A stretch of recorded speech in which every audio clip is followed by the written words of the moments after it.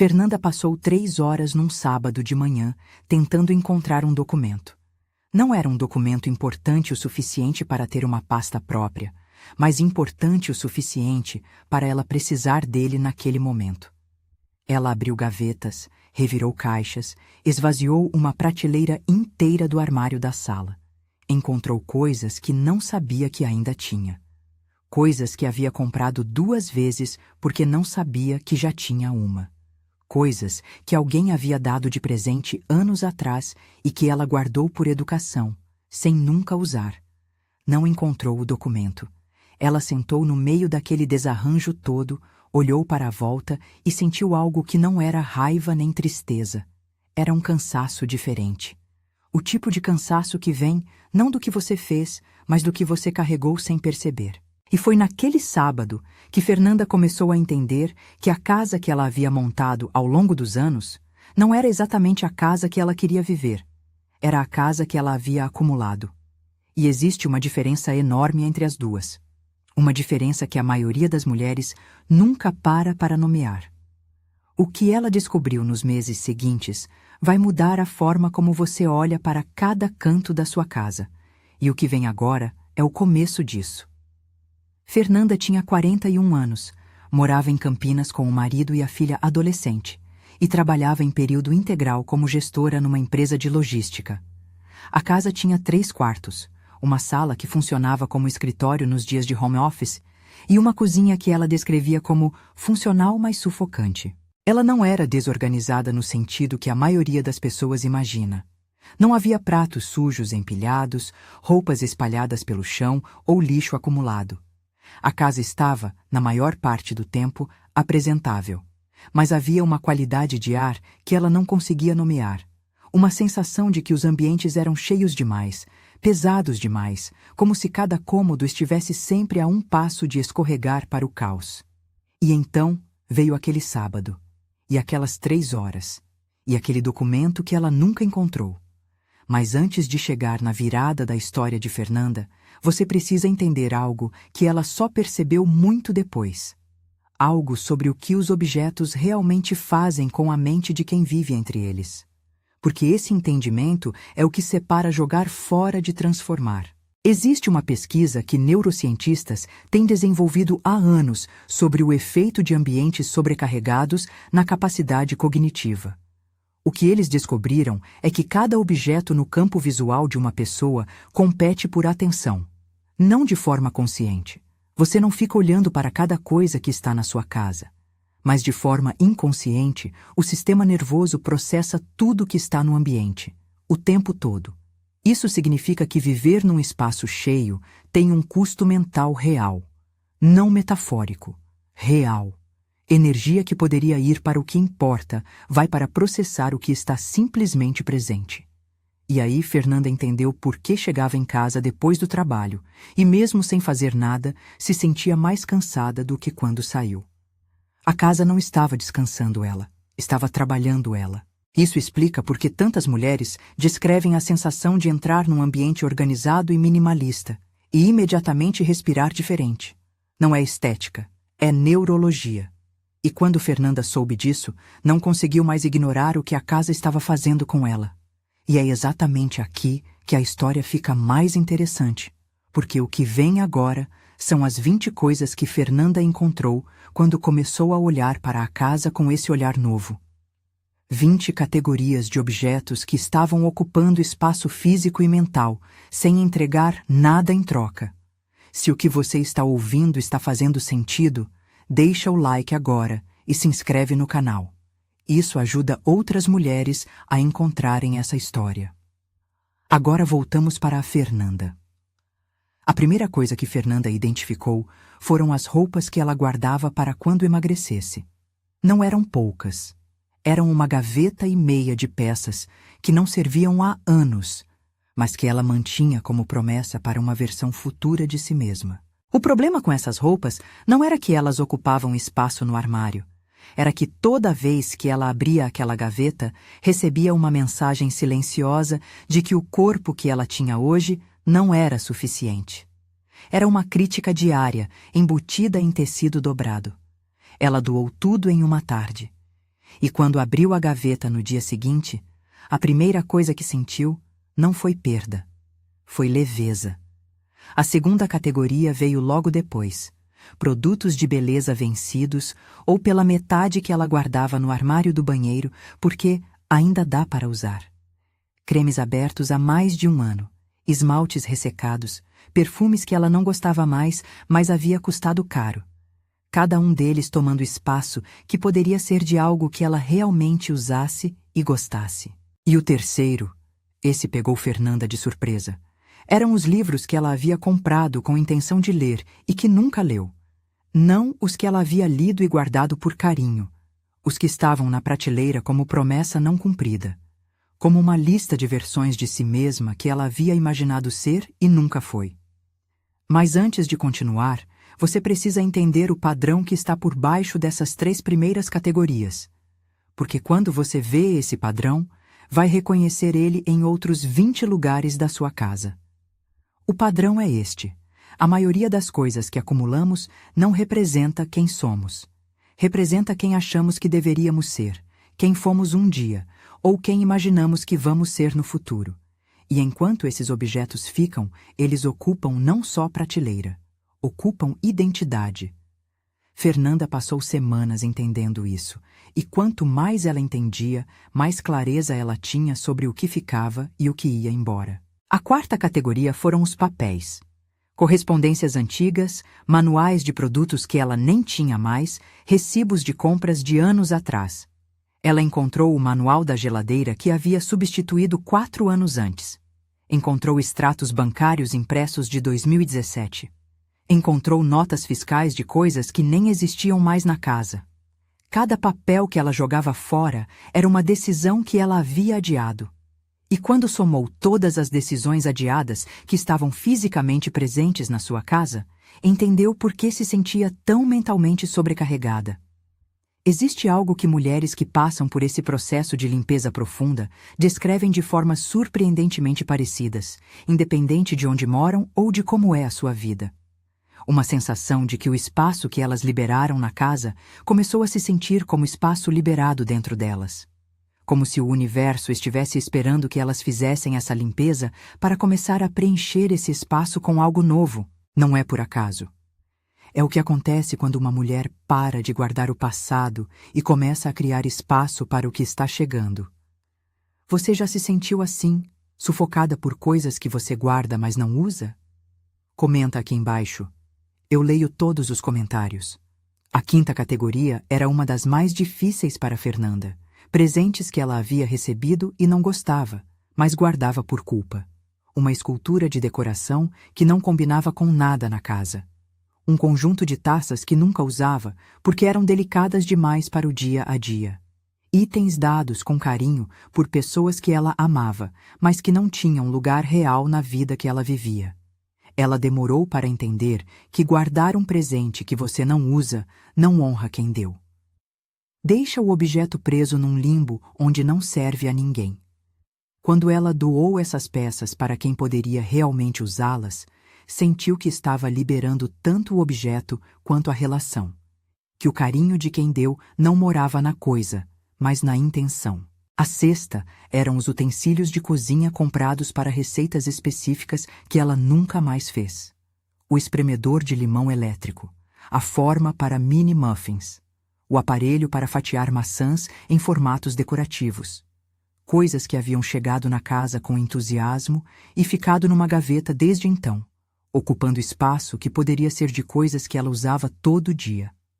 A sétima, e essa foi reveladora, eram os cabos e carregadores de aparelhos que ela não tinha mais. Uma gaveta inteira de tecnologia órfã, cabos de celulares de 3 gerações atrás, um carregador de tablet que havia quebrado, fones que não funcionavam mais, mas que ela guardava, por precaução. Considere o caso de uma mulher que encontrou, durante uma limpeza parecida com a de Fernanda, uma caixa inteira de CDs numa era em que ela não tinha mais aparelho para tocá-los. Ela havia carregado aquela caixa em 3 mudanças diferentes. 3 mudanças, embalando e desembalando algo que havia parado de servir sua vida há mais de uma década. Quando ela finalmente abriu a caixa e foi um por um, percebeu que havia 2 ou 3 que tinham valor sentimental real. O resto era peso. Ela ficou com os 2 ou 3 e doou o resto. E na quarta casa, aquela caixa não existia mais. É exatamente isso que acontece quando você para de mover o passado de lugar em lugar e começa a decidir o que vai acompanhar você para frente. A oitava categoria que Fernanda identificou foram as bolsas e mochilas antigas que ela guardava como backup. E se a minha bolsa principal estragar? Era o argumento interno. Mas quando ela contou, havia 7 bolsas no armário para além das que usava regularmente. 7 histórias de compras que haviam feito sentido num momento e que estavam ali, ocupando prateleira, esperando uma emergência que nunca chegava. A nona eram as roupas de cama extras. Ela descobriu que tinha fronhas suficientes para equipar um pequeno hotel. Conjuntos incompletos que ela guardava porque talvez a outra peça apareça. Jogos antigos que ela não usava mais, mas que guardava porque eram perfeitamente bons. E a 10ª foi a mais surpreendente. Fernanda encontrou, no fundo de um armário, coisas que pertenciam a outras pessoas. Livros emprestados que ela havia esquecido de devolver. Roupas de uma amiga que havia ficado na casa numa festa e que nunca foram buscadas. Um carregador que ela tinha certeza que era seu, mas provavelmente não era. Objetos que não eram dela, que nunca seriam dela, que estavam ali ocupando espaço há meses ou anos sem que ela tivesse parado para notar. Entender o padrão é o primeiro passo, mas manter a clareza depois da limpeza, saber o que é urgente, o que merece sua atenção e o que pode esperar, é onde a maioria das mulheres trava. Entre o impulso de organizar e a estrutura que sustenta isso no dia a dia, existe uma distância real. O Guia da Rotina Produtiva existe para fechar essa distância. É um PDF com 7 passos detalhados, mais uma planilha editável que organiza sua semana por blocos de energia e calcula automaticamente o que é mais urgente. Funciona especialmente nos dias em que tudo parece importante ao mesmo tempo, porque o sistema já tomou essa decisão por você. O link está na descrição e no primeiro comentário fixado. Mas segue aqui, porque o que vem agora é a metade da lista que Fernanda disse que foi a mais difícil de encarar. Lembra da Fernanda que sentou no meio da sala depois de 3 horas procurando um documento que nunca encontrou? Ela está no mesmo apartamento. Mas hoje, quando entra pela porta, a sensação é completamente diferente. E o que separou um momento do outro não foi uma grande reforma. Foram decisões pequenas, repetidas, sobre o que merecia ficar. A 11ª categoria foram os medicamentos vencidos. Fernanda tinha um armário no banheiro que era praticamente uma farmácia desatualizada. Remédios de gripes de 3 anos atrás. Pomadas vencidas. Vitaminas que ela havia comprado com entusiasmo e tomado por 2 semanas. A 12ª eram os sapatos que machucavam. Ela tinha 3 pares que ela nunca usava porque doíam, mas que havia custado caro e que, talvez um dia ficassem mais macios. Não ficam, nunca ficam. E eles ocupavam espaço que poderia ser de sapatos que ela amava usar. A 13ª foi reveladora de outra forma. Itens de hobbies que ela havia abandonado. Um kit de pintura em aquarela de uma fase que durou 3 meses. Material de crochê de um curso online que ela não terminou. Uma câmera fotográfica analógica que ela havia comprado com a intenção de aprender fotografia de filme e que estava na caixa original, nunca aberta. Você pode estar pensando, mas e se eu quiser voltar para aquele hobby? E Fernanda também pensava isso. Até perceber que o material parado não estava preservando a possibilidade do hobby. Estava preservando a culpa de não tê-lo feito. E culpa não é um bom motivo para guardar qualquer coisa. A 14ª foram as embalagens que ela guardava, porque podem ser úteis. Caixas de sapatos, potes de sorvete plástico, sacos de presente que ela ia reusar. Em algum momento da vida, Fernanda havia aprendido que guardar embalagens era prudente. O que ninguém havia dito é que precisaria escolher quais, porque guardar todas leva a uma casa dentro de uma casa. A 15ª eram as revistas e catálogos antigos. Edições que ela havia guardado por uma receita, um artigo, uma tendência de decoração. Quando ela foi ver, havia revistas de 2019. E a receita que ela havia marcado? Ela nunca tinha feito. Existe uma metáfora que Fernanda usou meses depois, quando tentava explicar para uma amiga o que havia mudado na casa e nela. Ela disse que antes a casa era como uma conversa em que todo mundo falava ao mesmo tempo. Havia vozes em todo lugar, dos objetos, das memórias, das versões passadas e futuras de si mesma que cada coisa representava. Era barulhento, mesmo em silêncio. Depois da limpeza, a casa ficou mais parecida com uma conversa em que as pessoas se ouvem. Cada coisa que ficou tinha uma voz clara. Cada coisa que foi embora havia levado consigo um ruído que ela nem sabia que estava fazendo. E essa metáfora captura algo que vai muito além de organização. Captura o que acontece quando uma mulher para de viver no acúmulo do que foi e começa a viver no espaço do que é. A 16ª categoria foram os brinquedos e itens infantis da filha, que tinham ficado para trás quando ela cresceu. Fernanda havia guardado alguns por sentimento. Havia guardado outros por inércia, simplesmente porque estavam lá, e retirar pedia uma decisão que ela adiava. Quando mãe e filha sentaram juntas para olhar para aquelas coisas, foi diferente. Cada item tinha uma história. Algumas histórias mereciam ser guardadas. A maioria podia ir. A 17ª eram as decorações sazonais que ela acumulara ao longo de anos. Enfeites de festas que ela não fazia mais. Itens de Halloween de quando a filha era pequena. Decorações de Natal duplicadas porque ela havia comprado novas sem lembrar que já tinha. A 18ª foi uma das mais liberadoras. Prescrições médicas antigas, exames desatualizados, resultados de consultas de anos atrás que não eram mais relevantes. Documentos que ela guardava por insegurança, como se descartar um exame de 2016 pudesse apagar a informação que ele continha. Mas a informação estava no prontuário médico. O papel era só papel. A 19ª foram os fios de expectativa. Objetos comprados para uma vida que ela imaginava ter e que nunca se tornou real. O conjunto de fondue que ela havia comprado, imaginando jantares com amigos que nunca aconteceram naquele formato. O equipamento de ginástica doméstica que havia servido de cabide há mais tempo do que havia servido de equipamento. A máquina de fazer pão que ela havia usado 2 vezes. Cada um desses objetos era uma versão de Fernanda que ela havia imaginado. E deixar ir essa versão não era desistir. Era honrar quem ela realmente era. E a 20ª, a última e talvez a mais importante, não era uma categoria de objeto específica. Era uma categoria de estado. Qualquer coisa que estava quebrada e que ela havia guardado com a intenção de consertar, mas que ficava ali, esperando atenção que nunca chegava. A bolsa com o fecho partido, o relógio parado que precisava de pilha há 2 anos, a cadeira com a perna solta que ela havia encostado na parede. Cada objeto quebrado é uma promessa não cumprida, um loop aberto na mente. E quando você fecha esses loops, seja consertando ou descartando, a mente descansa de uma forma que é difícil de descrever, mas impossível de não notar. Tá fazendo sentido até aqui? Deixa o like se você está acompanhando. 3 meses depois de começar esse processo, Fernanda encontrou o documento que havia procurado naquele sábado.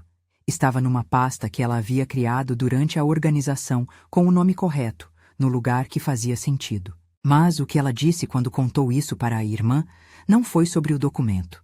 Foi sobre o que havia mudado na forma como ela se movia dentro da casa. Como entrar pela porta havia se tornado diferente.